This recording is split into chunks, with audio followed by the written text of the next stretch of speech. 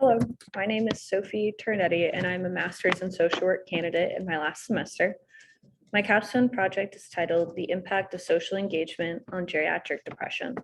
This presentation will cover the objective of the study, some background information, methodology and analysis, discussion of findings, and implications for future practice.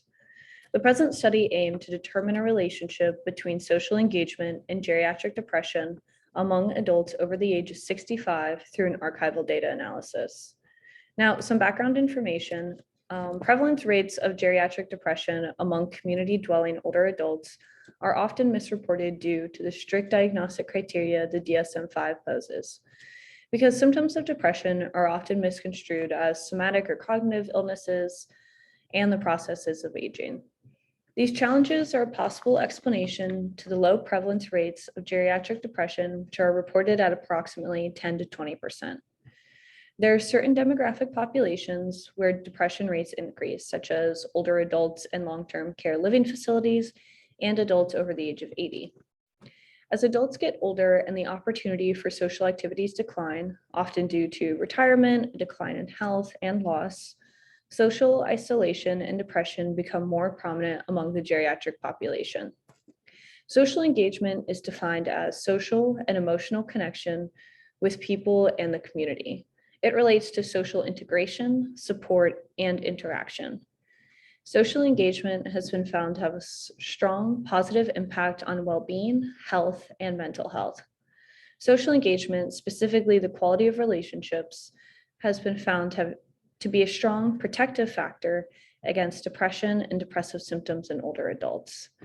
Now, for this study, data was utilized from the National Social Life, Health, and Aging Project from the University of Chicago.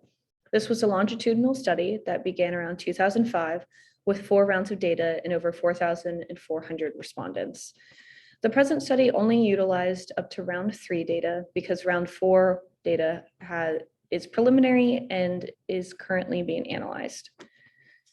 The data was consolidated into categories of social engagement frequency and the quality of partnership, family, and community involvement to analyze social engagement.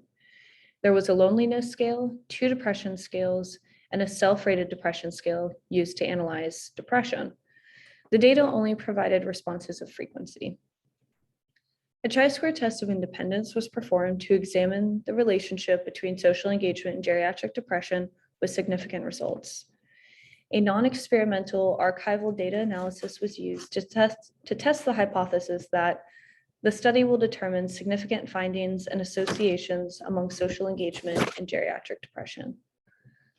The chi-square test of independence yielded a p-value of 0.001, which is less than 0.05 and therefore statistically significant.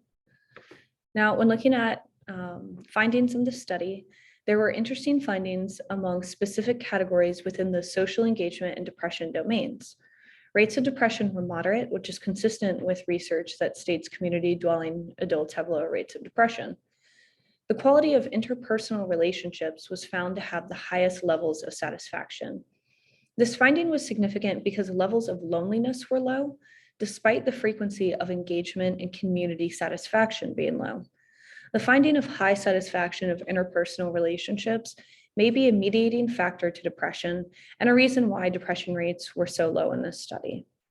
Now, for implications for future practice, the findings of the study can better inform social workers about the importance of social support quality that may mitigate the deleterious effects depression can have on older adults. And lastly, interventions aimed at increasing the quality of relationships and strengthening social ties may be beneficial for older adults suffering from depressive symptoms and strengthen resilience traits. There is further research needed to determine the relationship between social engagement and geriatric depression, specifically among older adults in long-term care facilities, where research on this subject is sparse. Thank you for listening, and I look forward to your questions.